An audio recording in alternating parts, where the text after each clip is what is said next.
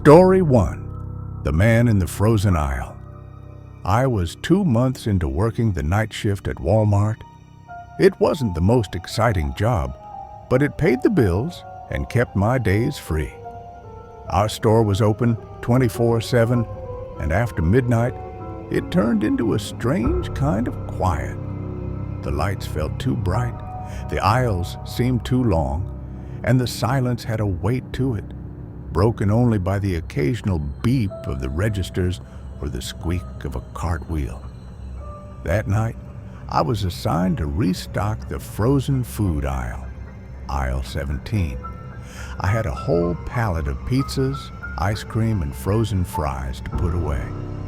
I was working with one earbud in, the other out, so I could hear if a customer needed help. Around 1:30 a.m., I heard the sound of a cart, slow, deliberate, odd, since foot traffic was basically dead by then. When I turned around, I saw a man, mid-50s maybe, pale skin, thinning gray hair, wearing a faded blue jacket and a pair of dirty jeans. He was pushing an almost empty cart, just kind of drifting through the aisle. Didn't look at me, didn't even glance at the shelves, just walked by like he was lost in his own head. It struck me that I'd seen him earlier that night, first near the soda section, then close to the self-checkouts. Now, here he was again, still alone, still with that same empty cart. No items inside except maybe one small thing I couldn't quite see. I watched as he passed me. He was mumbling something under his breath, too quiet to make out.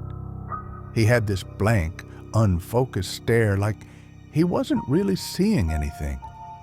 I was about to ask him if he needed help, but before I could say anything, he suddenly turned and walked away, heading toward the back of the store, near the toys.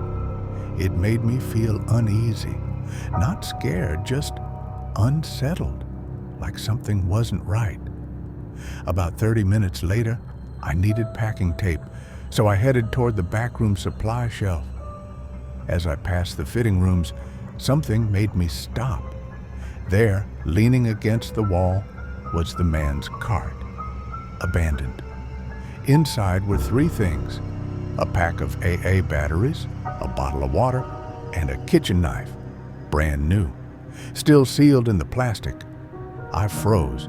The knife was one of those large chef's knives, sharp, stainless steel, still in its retail packaging.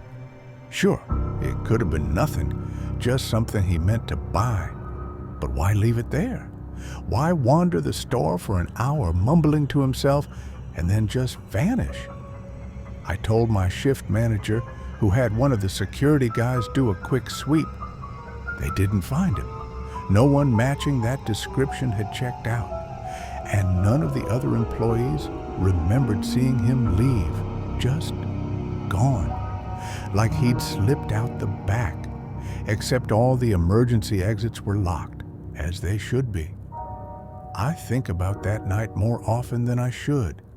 I still don't know what that man was doing or what his plan was, but I do know this. Not everyone who walks into Walmart at night is just there to shop, and some of them leave things behind for a reason. Story 2. The Woman in the Pink Pajamas. It was a slow night, one of those where time seems to stretch out endlessly. Around 2:15 a.m., I was stocking shelves in the home goods section, working on the aisle with the shower curtains and towels. The store was dead silent. You could hear the hum of the overhead lights and the soft buzz of the air conditioning. Then I saw her, a woman, walking barefoot down the aisle. She was wearing a light pink pajama set with little white hearts printed all over it. Her dark hair was long and messy, like she had just rolled out of bed. In her hands, she held a small stuffed bunny, the kind you'd give to a toddler. Her expression was blank, eyes locked straight ahead like she was in some sort of trance. I asked if she needed help. No answer. She didn't even look at me, just kept walking slowly toward the end of the aisle, then turned a corner and disappeared. I hadn't heard the front door chime, which always goes off when someone walks in. And when I thought back, I realized I hadn't seen a single car in the parking lot earlier that night when I stepped outside for a smoke. Concerned, I followed her trail. Maybe she was in trouble. Maybe she wandered in from somewhere nearby. But I couldn't find her. Not in the toy section, not in the dressing rooms, not in the restrooms. She was just gone. I asked Josh, who was manning the self-checkouts, if he'd seen a barefoot woman in pajamas. He just looked at me funny and said, "Dude, no one's been in here for like 45 minutes. I honestly started thinking I was losing it. Night shifts can mess with your head. I tried to shake it off and get back to work. But a few hours later, just before sunrise, I went into the back storage area to grab some boxes. That's when I saw something lying near the emergency exit, right on the floor next to the door. It was a stuffed bunny, dusty, worn, and identical to the one that woman had been holding. I swear it hadn't been there earlier. I had walked past that spot at least twice before. I told the manager about it during the morning shift change. He didn't say much at first, just stared at me, then let out a slow breath. Finally, he said that a few years ago, a young woman with mental health issues had gone missing from a nearby care facility. They searched for days before finding her body in a field less than a mile from the store. She had wandered off in the middle of the night, wearing pink pajamas. I don't know if what I saw was real or just some stress-induced hallucination, but ever since that night, I get this weird feeling anytime I'm in the shower curtain aisle. And every now and then, when things are really quiet, I swear I catch the faintest scent of baby powder in the air, like someone had just walked by. Story 3. The Man with the Empty Cart. It was around 3:10 a.m., one of those nights where everything feels dead still. I was working in the electronics section, setting up a display of headphones and power banks near the video game aisle. The store was silent.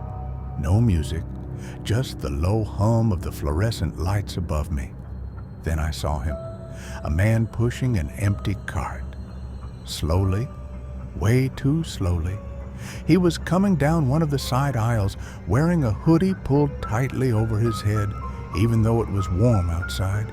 His head was down, his hands were gloved, black leather gloves, not work gloves, and his boots were heavy, like military style. He wasn't browsing, he was watching. At first I figured he was just another weird night shopper, but something was off.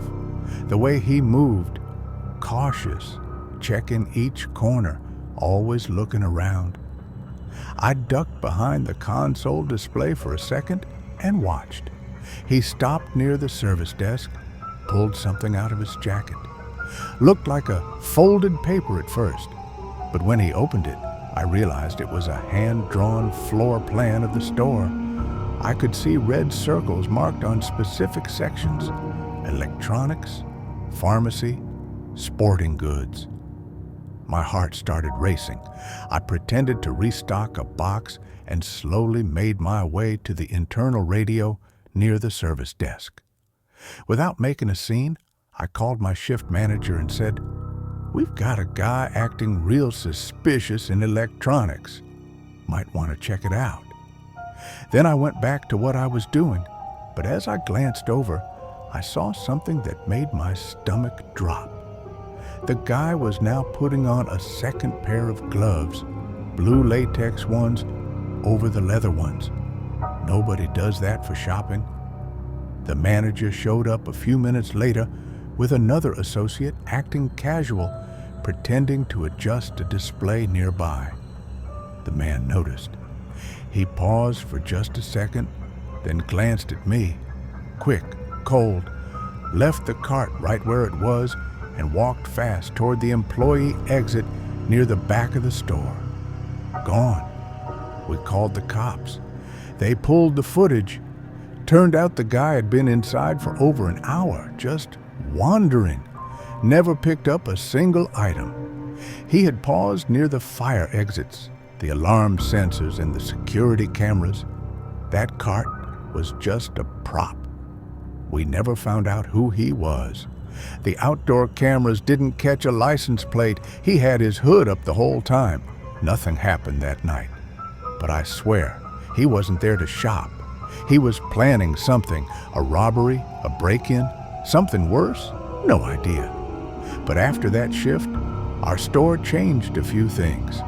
Now, if someone's walking around too long without buying anything, they get noticed.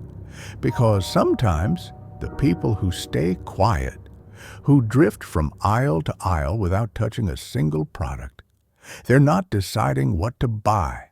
They're deciding when to make their move.